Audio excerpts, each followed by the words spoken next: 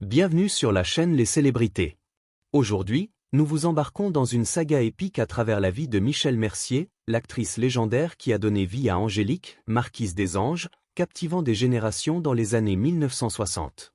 Derrière son visage d'ange et son charisme magnétique se cache une histoire de triomphe, de trahison et d'une résilience à toute épreuve. À 86 ans, en 2025, Michel Mercier lève enfin le voile sur une vie marquée par la perte de sa sœur, des conflits sur les plateaux, des drames amoureux, et une lutte acharnée contre les abus de l'industrie cinématographique. Comment une jeune danseuse de Nice est-elle devenue une icône mondiale? Pourquoi a-t-elle repoussé les avances du Shah d'Iran? Et comment a-t-elle transformé les épreuves en un héritage intemporel? Cette vidéo explore les coulisses d'une vie extraordinaire, des ruelles ensoleillées de Nice aux studios italiens, des batailles juridiques au combat pour la dignité. Abonnez-vous, activez la cloche, et plongez dans cette histoire captivante. Quelle scène d'Angélique vous a le plus marqué? Partagez-la dans les commentaires. Une enfance entre rêve et blessure. Née Jocelyne Yvonne Renée Mercier le 1er janvier 1939 à Nice, Michel grandit dans une famille bourgeoise, entre un père pharmacien prospère et une mère italienne au tempérament artistique. En tant qu'aînée, elle est destinée à reprendre l'entreprise familiale de laboratoires pharmaceutiques et cosmétiques, un poids qui l'étouffe dès son plus jeune âge. Mais à 8 ans, elle découvre la danse, son véritable refuge. Inscrite à l'école de ballet de l'Opéra de Nice, elle brille dans des rôles modestes, comme une petite souris dans des spectacles, révélant une passion débordante. La danse était ma liberté, mon moyen d'échapper aux attentes, confiera-t-elle. Une tragédie marque pourtant son enfance. À 5 ans, sa sœur cadette, Michel, succombe à la fièvre typhoïde. Ce drame creuse un vide émotionnel. Son absence était comme une ombre dans chaque pièce, dira-t-elle. Lorsque le réalisateur Denis de la Patelière lui propose d'adopter le nom de Michel en hommage, elle hésite, craignant de rouvrir la plaie. À sa surprise, ses parents accueillent l'idée avec émotion, y voyant un tribut poignant. Ce choix, bien que douloureux, devient le symbole de sa transformation en une étoile. Cette tension entre rêves artistiques et blessures familiales forge une résilience qui la définira. L'enfance de Michel vous émeut-elle? Dites-le nous dans les commentaires. Les premiers pas vers la gloire. À 15 ans, Jocelyne délaisse la danse pour le cinéma, décrochant un rôle dans J'ai eu cette fille, 1954, aux côtés de Maurice Chevalier. C'était un hasard, mais j'ai senti une étincelle, se souviendra-t-elle. À 17 ans, elle s'installe à Paris, intégrant les ballets de Roland Petit et se produisant au Théâtre des Champs-Élysées dans Gosses de Paris, chorégraphié par Pierre Lacotte sur une musique de Charles Aznavour. Mais la troupe s'effondre face à des difficultés financières, et Michel se tourne vers le théâtre, étudiant avec Solange Sicard et passant du temps à Londres pour affiner ses talents. En 1956, de retour à Nice pour Noël, une rencontre fortuite avec Denis de la Patelière et Michel Audiard change son destin. Il lui offre un rôle dans Retour de Manivelle, 1957. « Je suis danseuse, pas actrice », proteste-t-elle. Son père, amusé, l'encourage à saisir l'opportunité. À 18 ans, elle décroche le rôle, adoptant officiellement le nom de Michel Mercier.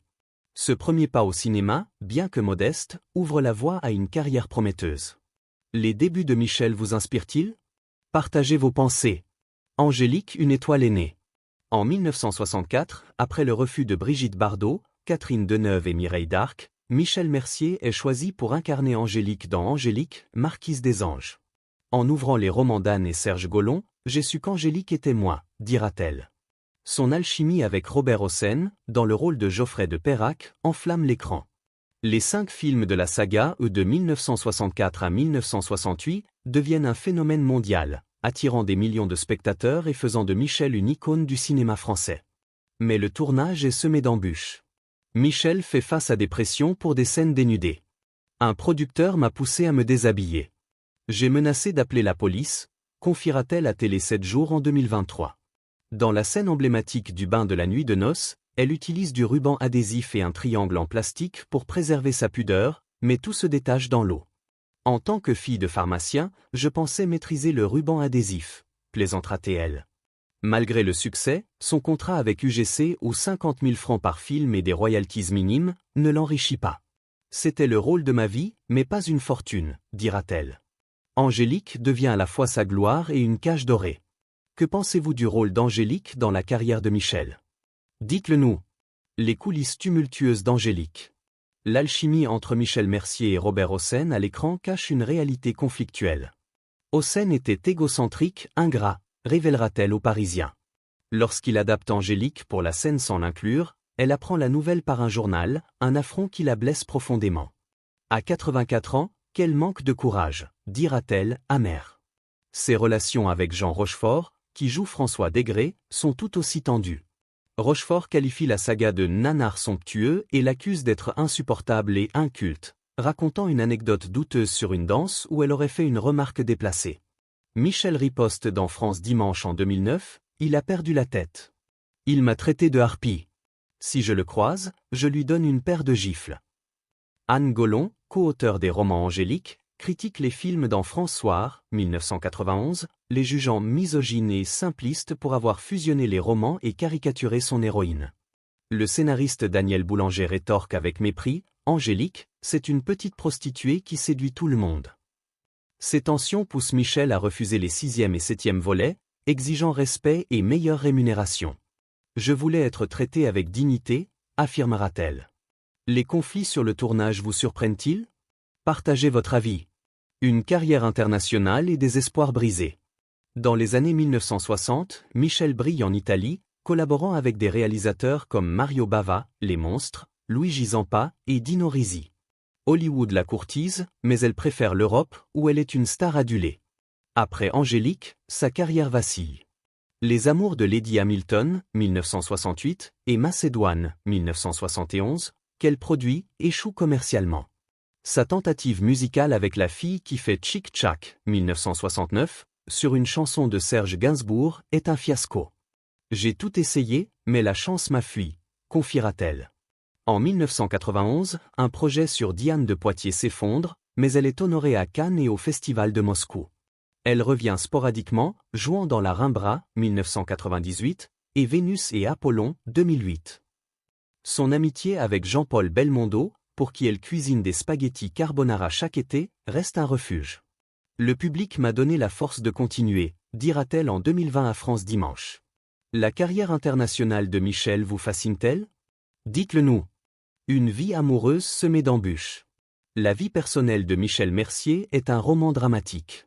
En 1958, elle rencontre André Smag, assistant réalisateur, qu'elle épouse en 1961 à Saint-Paul-de-Vence. Leur mariage s'effondre face à l'alcoolisme et aux troubles psychiatriques de Smag, aboutissant à un divorce coûteux en 1967. En 1970, elle épouse Claude Bourriot, pilote de course et pharmacien. Leur rêve de produire à Hollywood échoue, et ils divorcent en 1976. Une relation avec un homme d'affaires genevois s'achève par sa mort d'un cancer, la laissant financièrement vulnérable. En 1996, Michel rencontre René Leporc, un escroc de 18 ans son cadet. Promettant de publier ses mémoires via une maison d'édition à Cannes, il détourne 400 000 € en falsifiant sa signature. J'ai dû vendre les robes d'Angélique, mes bijoux, confesse-t-elle à Nice Matin en 1999. Leporc, condamné par contumace en 2008, s'enfuit au Vietnam. Même le Shah d'Iran, ébloui par sa beauté, lui propose le mariage lors d'un dîner à Rome. Elle refuse, sans amour, c'est inconcevable. Les drames amoureux de Michel vous touchent-ils? Partagez votre ressenti. Combattre le harcèlement dans une industrie impitoyable. Michel Mercier a affronté des défis colossaux dans une industrie cinématographique marquée par le sexisme et les abus de pouvoir. Dans une interview poignante à Closer en 2018, elle révèle avoir subi du harcèlement sexuel tout au long de sa carrière. J'ai dû gifler tant de producteurs entreprenants que j'en ai perdu le compte, déclare-t-elle avec une franchise désarmante. En Italie, un magnate du cinéma la blacklist pendant 7 ans après qu'elle lui a craché au visage pour avoir tenté de la contraindre à des faveurs sexuelles. Je l'ai regardé dans les yeux et je lui ai dit « Vous ne m'achèterez jamais », racontera-t-elle. À Paris, un autre producteur influ subit son courroux lorsqu'elle le repousse avec un coup bien placé là où ça fait mal. Ça a dû être douloureux, mais que pouvais-je faire d'autre? Ajoute-t-elle avec un mélange d'humour et de détermination. Ces incidents ne sont pas isolés. Michel explique que l'industrie des années 1960 et 1970 était un terrain miné pour les actrices. On me proposait des rôles en échange de compromis inacceptables, confie-t-elle. Refuser ces avances a eu un coût, ma carrière aurait pu être bien plus grande. J'aurais pu tourner avec les plus grands, mais je préférais mourir que de me soumettre à l'humiliation. Son courage face à ces pressions, bien avant l'ère #MeToo, fait d'elle une pionnière, une femme qui a tenu tête à un système où les abus étaient souvent tus. En Italie, elle trouve un refuge temporaire, où son talent est célébré sans autant de pression, mais même là, elle doit rester vigilante. J'ai appris à me protéger, à poser des limites claires, dira-t-elle. Michelle n'a pas seulement lutté pour elle-même. Dans une interview à Télé 7 jours en 2023, elle évoque avoir soutenu d'autres actrices confrontées à des situations similaires. Je leur disais, ne cédez pas, vous valez plus que ça. Mais beaucoup n'avaient pas le choix. Cette solidarité, rare à l'époque, montre une femme consciente des injustices systémiques. Son refus de se plier aux attentes des puissants l'a marginalisée dans l'industrie française, où elle se sentait mise sur la touche après Angélique. Il voulait me réduire à une image, mais je suis une femme, pas un objet, insiste-t-elle. Ce combat pour la dignité, bien que coûteux, a façonné son héritage comme une figure de résistance. Le courage de Michelle face au harcèlement vous inspire-t-il? Partagez vos pensées dans les commentaires. Une résilience face aux épreuves de la vie. À 86 ans, Michelle Mercier incarne une résilience qui force l'admiration. En 2016, elle est diagnostiquée d'un cancer de la peau, une nouvelle qui la bouleverse.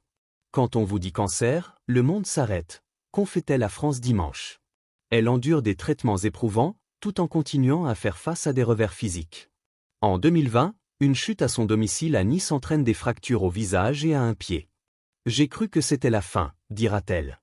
Après une longue réhabilitation, elle chute à nouveau, se fracturant l'autre pied.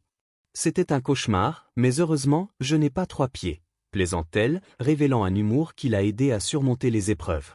Les traitements à la cortisone pour des problèmes de hanche aggravent ses difficultés. J'étais gonflée, méconnaissable. Les producteurs ont pris peur, et les offres ont cessé, explique-t-elle. Ce manque d'opportunités la plonge dans l'ennui, je regardais le temps passer avec horreur. La perte de proches, dont sa sœur cadette dans son enfance et d'autres êtres chers au fil des années, ravive son chagrin. Chaque perte est un rappel de la fragilité de la vie, confie-t-elle. Pourtant, Michelle refuse de céder au désespoir. Restons optimistes, sinon nous mourrons, affirme-t-elle, une devise qui guide ses choix. Ses fans jouent un rôle crucial dans sa résilience. Leurs lettres, leurs mots d'amour sont ma lumière, dira-t-elle en 2020. Une fan, rencontrée lors d'une projection d'Angélique à Nice, lui offre un bouquet de roses blanches, un geste qui la touche profondément. Elle m'a dit, vous êtes mon héroïne. Ça m'a donné la force de continuer. Michelle trouve aussi du réconfort dans son amitié avec Jean-Paul Belmondo, décédé en 2021. Il venait chaque été, et je lui préparais ses spaghettis carbonara préférés. Il me disait, Michel, tu es indestructible, se souvient-elle avec tendresse. Cette force intérieure, mêlée de foi et d'humour, lui permet de surmonter les tempêtes, faisant d'elle une figure inspirante pour des générations. La résilience de Michelle face à l'adversité vous motive-t-elle? Dites-le nous dans les commentaires. L'héritage d'une légende intemporelle. Michelle Mercier n'est pas seulement l'actrice qui a incarné Angélique, elle est une survivante, une combattante et une icône dont l'impact transcende le cinéma. Son rôle dans Angélique, Marquise des Anges a marqué l'histoire, transformant une héroïne romanesque en un symbole de passion et de liberté. Angélique m'a défini, mais je suis plus que cela, dira-t-elle en 2023. À 86 ans, vivant à Nice, elle reste entourée de souvenirs, affiches de films, lettres de fans, robes de tournage et de l'amour d'un public fidèle. Je reçois encore des messages du monde entier. Ça me touche au cœur, confie-t-elle. Son héritage va au-delà des écrans. Michelle a pavé la voie pour les actrices en défiant les normes d'une industrie dominée par les hommes. J'ai refusé de me plier, et je suis fière d'avoir tenu bon, dira-t-elle. Sa lutte contre le harcèlement, bien avant que ces questions ne soient médiatisées, inspire aujourd'hui des mouvements comme #MeToo. En Italie, où elle a tourné certains de ses meilleurs films, elle est célébrée comme une pionnière qui a renforcé les liens cinématographiques entre la France et l'Italie. Mes films italiens ont ouvert des portes. Les producteurs français ont acheté mes œuvres, mais ne m'ont pas donné les rôles que je méritais, regrette-t-elle. Michelle reste une figure de connexion humaine. Son amitié avec Jean-Paul Belmondo, marquée par des moments simples comme des dîners à Nice, montre une femme ancrée dans l'authenticité. Il me disait, tu es une vraie, Michelle. Ça valait tous les Oscars, plaisantera-t-elle. Elle soutient aussi des causes caritatives, notamment pour la recherche contre le cancer, en mémoire de ceux qu'elle a perdus. Si je peux aider une personne à tenir bon, ma vie a un sens, affirme-t-elle. En 2025, Michel envisage d'écrire un second volume de mémoire pour partager les leçons de sa vie. Je veux dire aux jeunes, ne laissez personne vous définir. Soyez vous-même, même si c'est difficile. Son histoire, faite de triomphes et de blessures, résonne comme un hymne à la persévérance. Elle n'est pas seulement l'Angélique des écrans, mais une femme qui a transformé la douleur en force, inspirant des millions à travers le monde. Quel aspect de l'héritage de Michel vous touche le plus? Partagez votre avis dans les commentaires. Une étoile qui brille encore. Michel Mercier a donné vie à Angélique, mais son véritable exploit est d'avoir surmonté les épreuves avec une dignité et une force rares. De la danseuse de Nice à l'icône mondiale, elle a défié les attentes, les trahisons et les injustices pour laisser un héritage indélébile. Merci, Michel, pour avoir illuminé nos écrans et nos cœurs. Que pensez-vous de l'histoire de Michel Mercier? Laissez votre commentaire, likez, partagez, et abonnez-vous pour plus de récits sur les légendes du cinéma. À bientôt!